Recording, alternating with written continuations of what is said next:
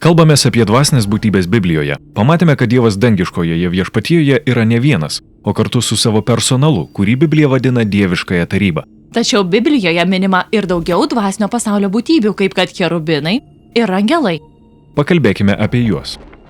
Pirmiausia, pradėkime nuo cherubinų.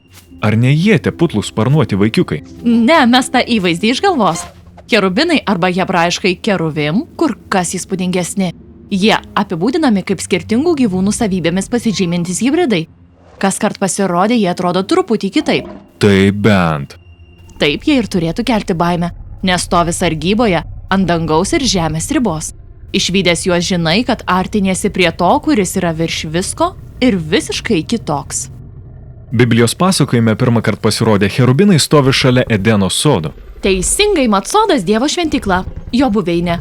Tad prie įėjimo jis pastato dvasinius apsaugininkus, kad maištininkai žmonės negalėtų patekti į vidų ir visko suniokoti. Bet juk Biblijos pasakojimas yra apie tai, kad Dievas nori mus susigrąžinti į savo artumą. Būtent todėl Dievas ir išsirinko Izraelio tautą, kuriai kaip dovana įteikė simbolinį, miniatiūrinį Edeną vadinamą padangte, o vėliau Jeruzalės šventyklą. Jos abi buvo išpieštos ir išraižytos cherubinais, primenančiais kunigams, kad jie darbuojasi Dievo artume. Įėjęs į šventų švenčiausiąją, kunigas matydavo auksinę dėžę, vadinamą sandoros skrynia, o ant jos 2 cherubinus. Kam visa tai? Na, Biblijos rašytojai skrynę vadina Dievo sosto pakojų, kurį neša cherubinai. 99 psalmėje skaitome, Dievas sėdi soste virš cherubinų. Tai kad iš tikrųjų sosto virš dėžės nebuvo. Teisingai, izraeliečiams nebuvo galima vaizduoti Dievo jokių fizinių pavidalų. Tačiau pranašai šios vietos regėjimuose matydavo Jahvę sėdinti savo soste. Vadinasi, cherubinai saugo šventąją erdvę ir neša Dievo sostą. Bet kodėl jie atrodo kaip gyvūnų mišrainė? Na, jie yra simboliniai visų žemės padarų atstovai, nes visi iki vieno priklauso Dievui. Kaip tik todėl Izaijo regėjime visi tvariniai gieda, visa, kas pripildo žemę, yra Dievo šlovė. Tarsi choras? Taip, per cherubinus visa kūrinyje šlovina savo sutvėrėją.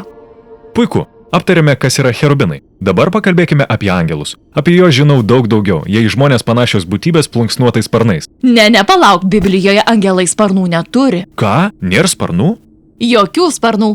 Tiesą sakant, angelai neretai painiojami su žmonėmis, nes atrodo kaip mes, tik kiek įspūdingesni. Bet cherubinai tai su sparnais. Taip, o angelai kitokie, nes jų paskirtis kitokia.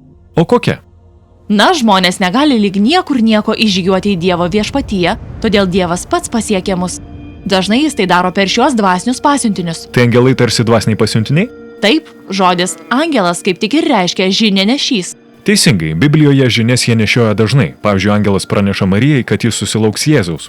Taip, kitas esminis angelų vaidmuo vykdyti Dievo pavestas misijas. Kartais jie išgelbėja žmonės iš pavojų. Prisiminkime Petro išvadavimą iš kalėjimo. Yra tikrai kietų angelų, tokių kaip Mykolas ir Gabrielius. Tikrai.